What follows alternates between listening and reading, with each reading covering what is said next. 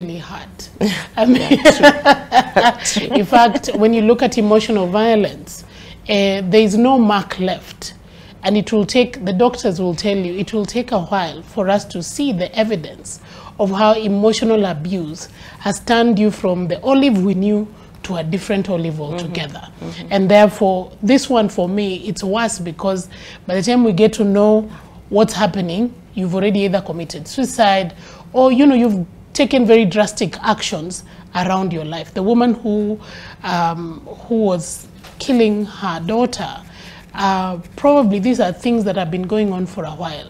Emotional abuse, for example. I'm not saying that that was the case, but if it was an issue of depression and self-esteem and all those things, that is not something that happens once. It continually happens. And while we were talking about keyboard warriors, I always feel that abusers will not easily confront you like face to face. They'll hide behind something. And therefore, the keyboard allows them to do that and abuse you behind the keyboard without you knowing who they are. I mean, I'm sure most of the ladies here, either on Facebook, you've seen that message, somebody sending you hi, like 100 highs. A whole year, this guy doesn't stop. And the minute you respond, a flurry of things. If you don't respond, abuse follows up. Even the committee guys, you know, the ones who call you and say all manner of things. Same thing, using the digital space to get something out of you, but also to really harass you. One thing I wanted to say is that women and people who challenge traditional gender roles by speaking out in male-dominated spaces are regularly subjected to biased media reporting. I'm not saying this media, but in terms of media, social media, the spread of false and content about them and targeted online character assaults, harassment, abuse, and threats continues. I see there's a young girl that posted something when opposition leader Raila Odinga did not show up during the debate, during the debate, yes, the presidential debate. And she posted, she said, you know, Mr. Raila Odinga is like a boyfriend I used to have who gives my expectation, puts my expectation so high and then doesn't show up. The bullying that went online, this girl has never posted about politics, so it was her first time. They went, trolled her photos, removed her photos, say, look at your face, look at your bum, look at, it went that low. And so when it comes to women, it goes that low.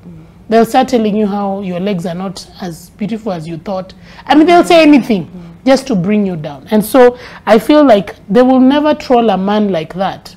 I mean, how about saying a man has a big stomach, the way my son says, but how does a man have a big stomach? He's a man and he doesn't carry babies.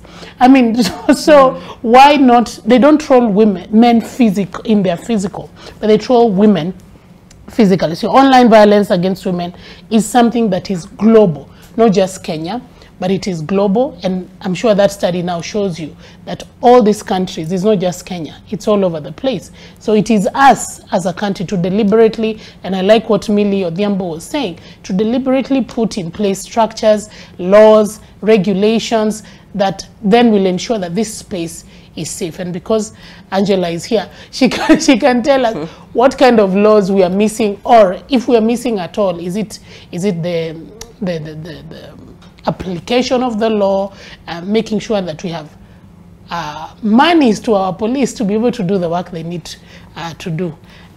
Yeah. All right. So, Angela, since you have been introduced, Angela Minayo, she's an advocate and a program officer, manager?